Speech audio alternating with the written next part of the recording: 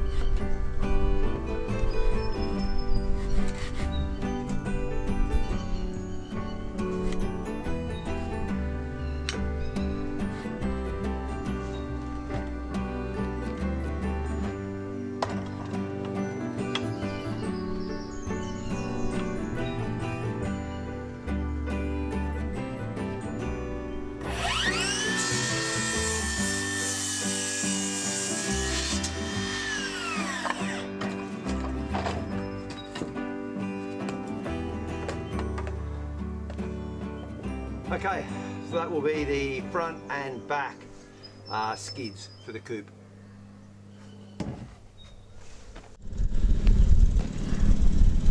Well, after cutting all that timber up yesterday, we decided to bring it all up here to the house. I'm just out the front of our little house at the moment, and start assembling up here, because this is where the chicken tractor is going to be anyway, and it would save dragging it up once we built it. Also, I've got the power here as well, which means I can run the compressor, run the drop saw, anything else I need to. Although I don't know if I need the drop saw yet, I've just been using my battery powered circular saw. But I thought I'd spare you the boring stuff to start with, but you can see now we've got the sled built, and just behind me I've got the first of the uprights. So that back bit, it will be the hutch, and that'll be raised off the ground as well, the floor of it, so that they can get underneath. So it'll give them that full length, which is about 4.5 meters by about 1.5 meters. That's all going to be grass ground area, you know, grass for them to go onto, and then we just drag it around every day or two, let them pick at the grass and that sort of thing, and it should give them a pretty nice lifestyle in there. So I need to keep going and getting these. They're little eggs inside, they're hatching, which is fantastic. I just saw another one hatch, so we're up to 5 so far, and they'll continue to keep hatching this afternoon and probably through the night and into tomorrow. So pretty stoked with that, we're pretty excited. I knew the first ones had hatched, so I had a little sneak peek when I got up, and then when Kay got up, because you want to have a sleep in because it's the weekend, I knew. I was just watching for her expression, and her expression was priceless when she peeked in and realised that, hey, there's babies in there. It was really cool to see, so it is pretty exciting. Anyway, I got to get to and keep working on this.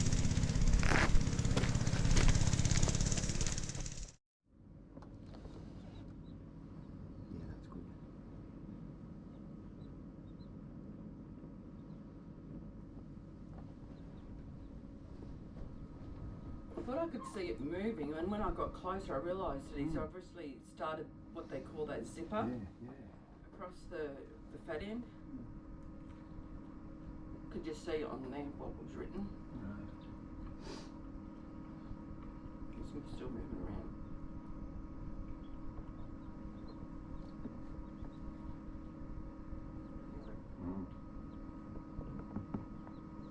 Kind of welcome their new little sibling. Come on, come out. I'll help you. There he is. There he is. It's quite amazing to be able to watch these little chicks hatch.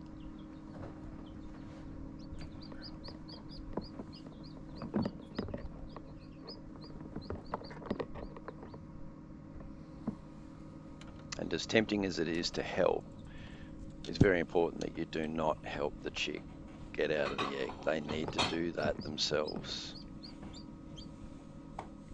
It's a part of what makes the chick strong, fighting its way out. It's hit in there. Tired, poor little thing. I think that's another frizzle.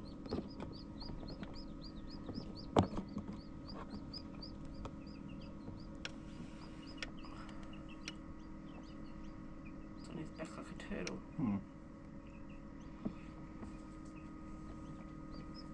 Come on, get it out. Come on. Really is amazing to watch these little chicks hatch. Stop pecking at it, you little shit. Now what looks like that the siblings are actually pecking at it, well, they're not actually pecking at the chick. They're just picking off the little bits of skin and embryonic fluid or whatever's on there. I guess it probably helps the chick get moving as well too, because the chick does need to get moving straight away as quickly as possible. So if anything, it looks brutal, but they're actually probably of benefit to that new one that just hatched out.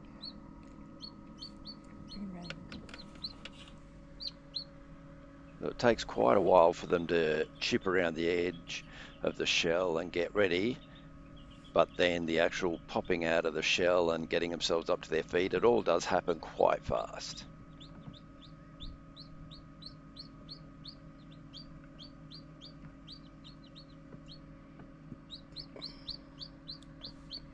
Bugger off, you big bloody bullies.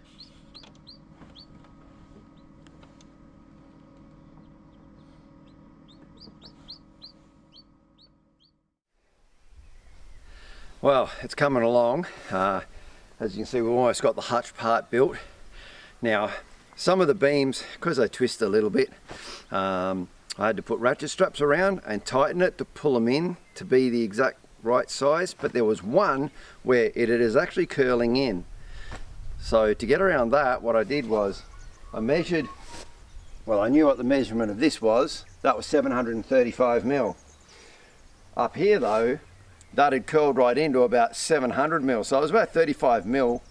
So what I did was I just put a block of wood and a bottle jack in, and just jacked it and just pushed it back apart until I got it to the 735.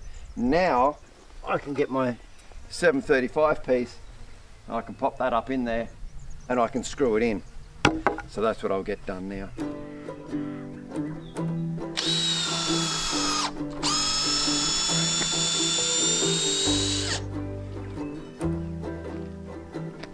By pre-drilling the timber, it means I'm not going to split the timber with those big bolts, because I'm using 150mm long bolts to go through that.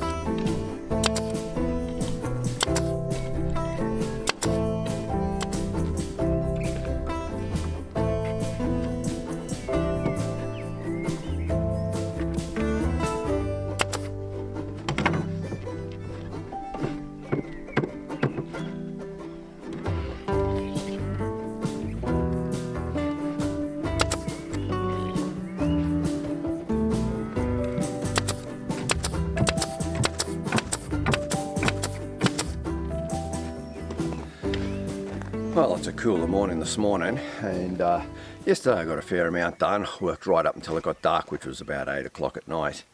So I've got the two sides on. So now this morning I need to focus on getting the front and back built, which is going to be a lot more detailed, because I need to put doors in and hinges and that sort of thing, and I've got to build the nest boxes in there as well, and then get the roof on. So I'll get all of that done. Once the coop itself is done, then I will put the remainder of the posts in and we'll get the whole thing meshed in with the chicken wire. So busy day today, we've got to get it finished today.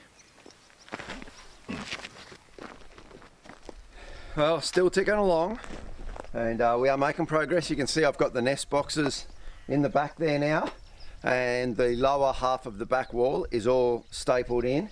Now that top half of the back wall will actually be two doors that will open outwards like that. So one door can be open to check two nest boxes, and then the other door to check the other two nest boxes. Now on the front, I'm about to panel this top section in. That'll all be solid. And then down the bottom here, there will actually be 3 panels. There'll be the door in the center for the chickens to come up the ramp and go in. And then there'll be another 2 doors, so that we can actually lower this center door for the chickens will flip up, and the other 2 doors will flip down, and that way we can get in to clean out the bottom. So the nest boxes can be accessed from the back, and the floor can be accessed from the front. So that's the way that we're going to do it. So Kay's just gone for a run down to Bunnings to grab me some hinges and stuff that didn't quite have yet. The plan is evolving. I started off by going with a plan that Kay had found online, as I said earlier, and it was an American plan. It was in feet and inches and whatnot, and their measurements were all wrong anyway. Nothing added up. Even in feet and inches, it didn't add up. So, you know, they're saying to put these pieces this far apart, and then you cut a center piece at this length. Well, that length was too short by a couple of inches, so I threw that. I thought, no, I'm just going to build it on the fly. I'll take my measurements and I'll work it out, which is what I'm doing now. And these panels, these are all the panels that I milled out of that macrocarpa. Obviously this is one that's already been cut to size, but what I've got over the back there is the big large panels, and they're all live edge, because they were just cut out of a big slab. So I'm having to trim off the bottom, mark them square, trim it all down, and then make them to the size that I need. Beautiful part is though that this entire thing will be built out of wood that I've milled from logs. So I haven't paid for any timber at all. I mean, that's fantastic. I think it's really cool that I'm able to do that. So the only thing we're really paying for is anything that's metal. The hinges, the screws, locks, chicken wire, that sort of thing. But all the timber, it's all free. Just took my time to mill it. Anyway, I will keep going. I've got to get these panels on. I need this finished today. It'll have a tin roof, by the way, and we actually got the tin for free as well, just by looking out for on the classifieds and stuff for people giving away odd sheets of tin. I'll get into it.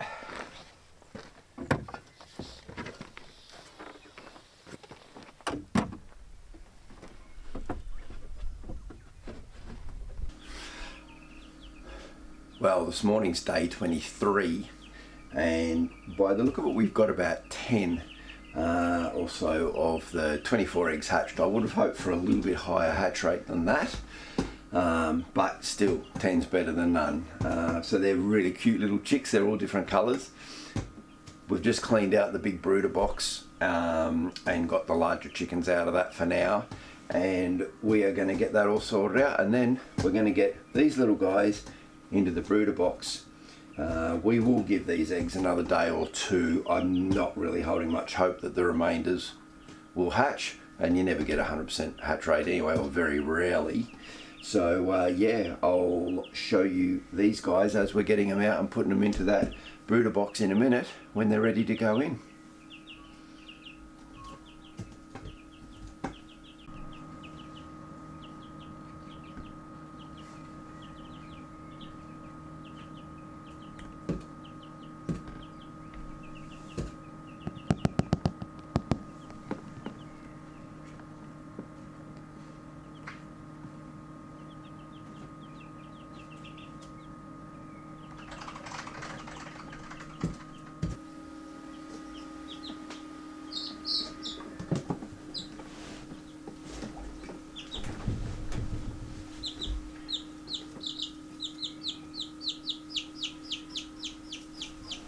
Oh, look how tiny they are. Little black one. Oh yes. Just turn it off for a second.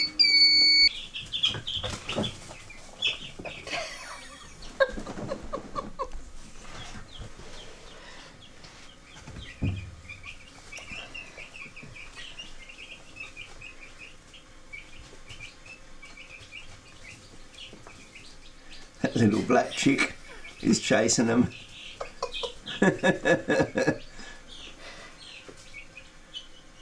And that gave the others the courage to come out as well. Yeah. Oh, she's got squished. Yeah, I think they're going to get on fine.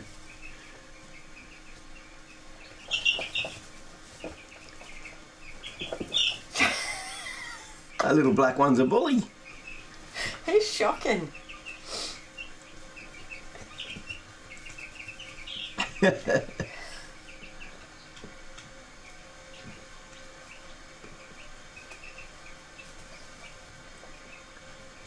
That's the first chick, the first of the new hatch chicks to eat. He just did that then. Now the others over the back are doing it too. So that's what we hoped, was that the bigger chicks would show the younger chicks how to eat and drink. And now they're all into it. And those little chicks, they haven't had anything to eat since they hatched. So they're going to be hungry.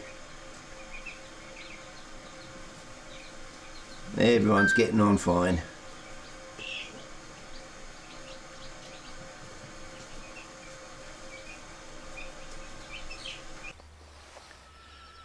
Well, the chicken tractor is finished finally. It was a big day yesterday finishing it off, and I was just going really fast, so I didn't stop to film any of it. But as you can see, we now have the lovely chicken tractor, and it turned out really well. I'm really happy with it. As I said, I started off with some plans, but very quickly did away with them. Had the rough idea of how I wanted it to look in my head, and I kind of just built it as I went. without any real plan. And yeah, she turned out pretty good. We've got a couple of chickens that we put in there, not late last night, but it was definitely dark, so it was probably about 9 o'clock last night when we finally got back from Smithton with a couple of Quamby chickens. We've got 3 actually, 3 hens. One of them is just down the bottom, and the other 2 are still inside. Now the ladder in there, the ramp to get up is just a very temporary ramp. I'm going to build a better one. It was a bit of a rush to get it finished off so that I could get the chickens in. But let me tell you a little funny story about that, getting them in last night. We just need to go over to the doorway and I'll share this with you. So this is the door, and as you can see, I've got these 2 gate latches for the door. So if you lift them up, and then the door can open. Now, last night, when we wanted to put the chickens in through the front, Kay and I walked in, had the box ready to put it in, and I thought, I don't want the chickens to accidentally not make it into here and get out. So whilst we were both inside, I literally put my fingers through the wire and just pulled the door closed. And as soon as I heard that click, I realized what I'd done. From inside, I cannot get my finger out and around to lift that latch, especially not both of them at the same time. I'd locked us in the chicken pen. I thought, uh-oh. Now luckily for me, the one thing I hadn't done yet was screw that tin on. So I had to climb up and out through the top and jump out in order to unlock this, but I'd locked us both in there. So yeah, that was a bit of an uh-oh moment. As soon as that latch, just that metallic click, I was like, uh-oh, I know what I've done. Locked us in. Anyway, so I'm going to change those locks because we don't want that to happen. These were a temporary lock anyway. What I wanted to do was put a slide bolt in, and that's what I'm going to do. Is I'll put a block of wood here and here that's the same thickness as this, just to raise that out, and then I'll use a slide bolt. Then on the inside, I'm just going to put a little latch so that when you go inside with the slide bolts open, you can pull the door, you can latch it so it doesn't swing open again. That's because we'll be in there to clean and that sort of stuff. Yeah, not such a great design the way that I had it with those 2 on. Anyway, I'm going to swap those locks over. I won't bother showing you that. And let me show you the chickens, because she's making a lot of noise.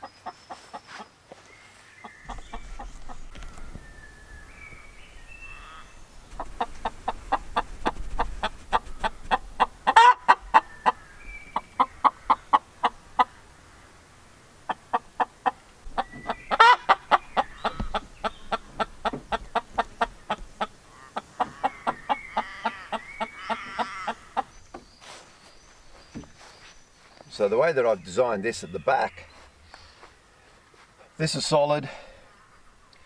I've got a latch here. I can just undo that. Now I think there might be a chicken on the other side, so I better have a look. Not yet.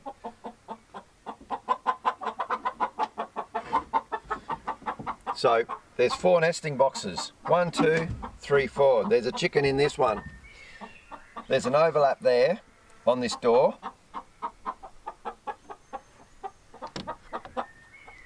And then there's also an overlap on the inside.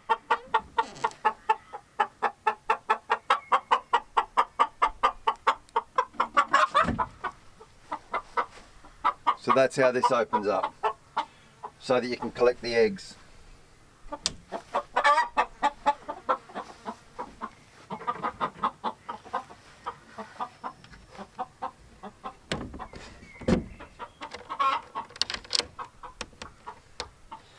So there was one sitting there. They've kicked all the sawdust out.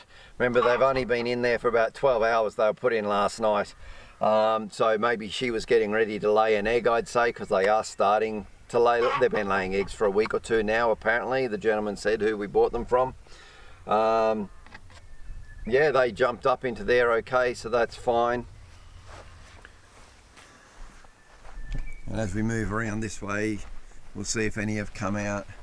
Nope, they're all up in there. They're still a little unsure. They're trying to work out. You know, this is all new to them.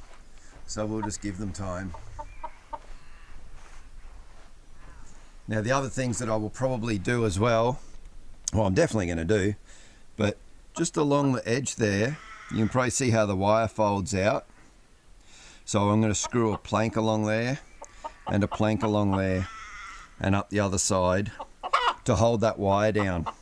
It'll just make it super secure. I mean, it's a really heavy gauge wire as well. It's stapled down really well, but you can never be too sure. We've got to make sure that no animals get in. Basically, it's the quolls that would get in. There's no foxes in Tasmania. We don't have to worry about foxes, but we do have to worry about the quolls.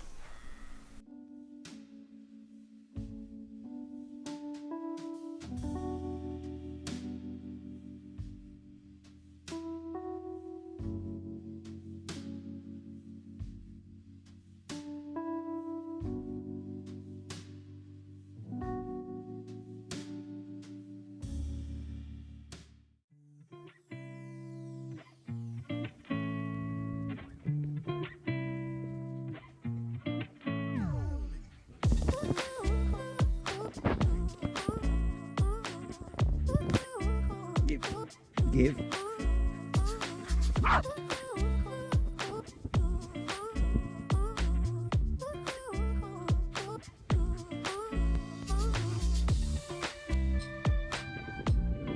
Go on, Hamish. Come here.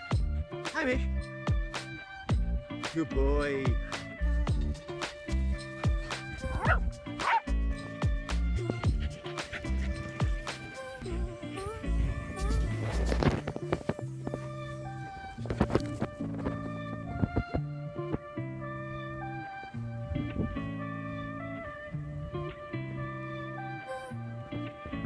Getting a bit tired, old mate.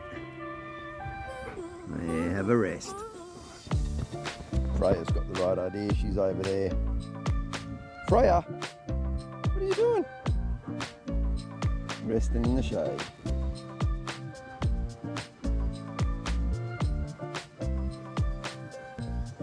Come here, Papa.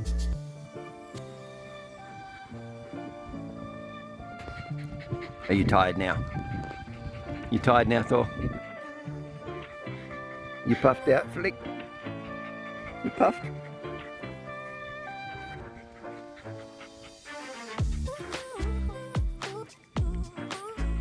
Freya's got a nice cool place over there.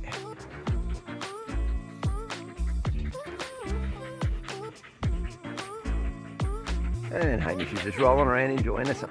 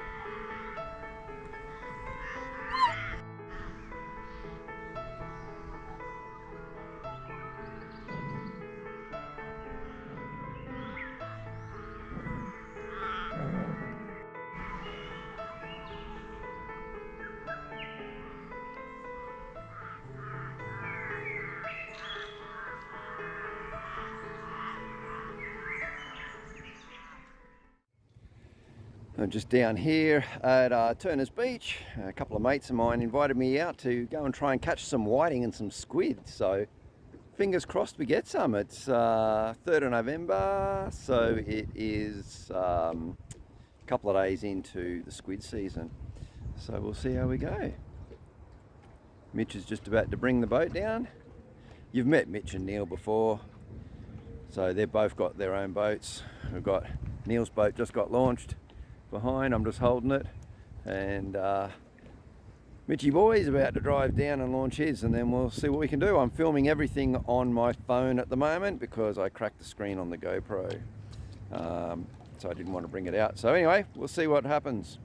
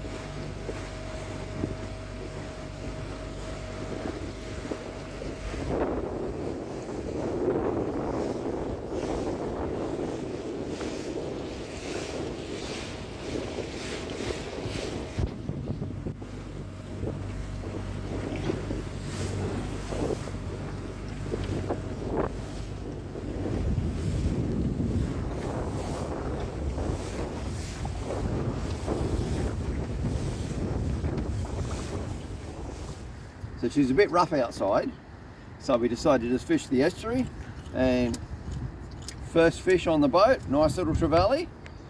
These are actually great, they're an oily fish and they're great when you smoke them. So they really hold that, just on a little bit of squid, so, and just a couple of little split shot. So yeah, fantastic, first one in the boat. Let's see if we can get some more. It's much nicer in here than out the front because she was a bit choppy out the front as you saw earlier. We'll get this one on ice.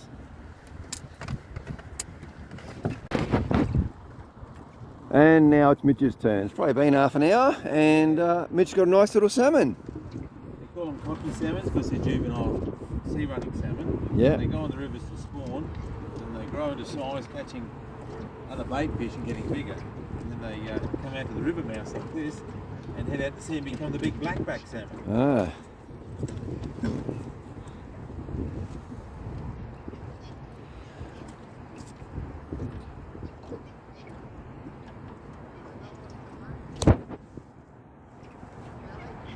Nah, salmon. You want it? What's the size limit on them? Do you know? That's legal. Yeah? Oh, pop him in the bucket. Whoop! Sorry. Oh, I missed. Get him in the bucket. There we go, well done, Mitch. So it's one each on the boat. Neil's just sitting over there in his boat. He's yet to go on the board. But it is a beautiful day here. It is nice and relaxing.